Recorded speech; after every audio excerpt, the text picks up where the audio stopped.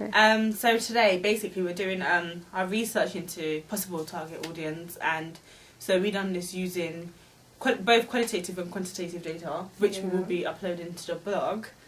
And we did questionnaires, and it ranged from questions to do with like religion and age.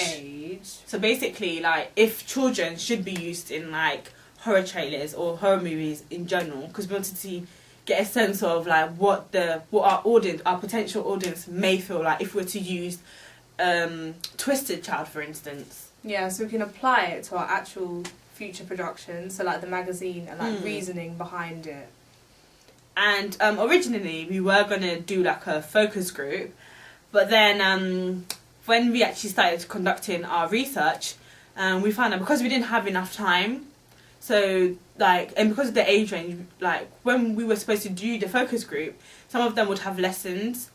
And obviously we had teachers as well, so that kind of, like, changed a bit. But we still, So, in the future, we have to realise that time is an important element of when producing. Yeah, so I think another thing is what we can do in terms of the future is, like, possibly not use younger children, just simply because like they don't have the same timetable as us. So whenever we're free, they're not free.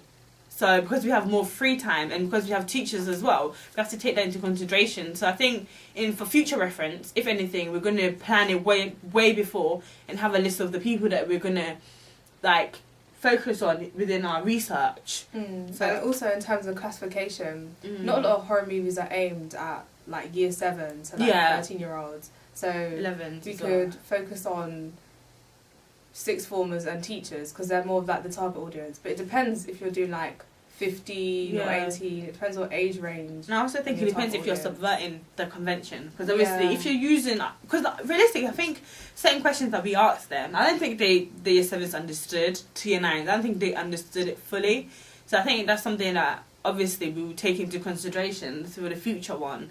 But what I was going to say is that I think for our trailer, for when we make our own production, we're going to be asking the same people, won't we, to see how they feel about our own our own production, and if it was effective or not. So I think it would be advisable to get it from the same sort of like participants that we. That's true. And how it evoked fear, and if like the narrative was clear, like all those elements which link to the theories could intertwine with the next market research we do with the audience. And lastly, for me, I think for another future reference, it was quite hard for us to get like male perspective, I would say, because like a lot of the sixth form boys like they don't really like being in front of the camera because like, oh, where's it going? So I think for future reference, we should like do it way advanced. So find someone who is willing to be in front of the camera, who's willing to conduct certain like surveys or like just questionnaires rather than just finding on the spot. So I think everything comes back down to us being maybe more prepared. Yeah, for planning ahead of time. Planning ahead of time for our own kind of production. So that's basically why we changed from focus group. But we still collected qualitative and both quantitative because the survey was quantitative and the more open-ended.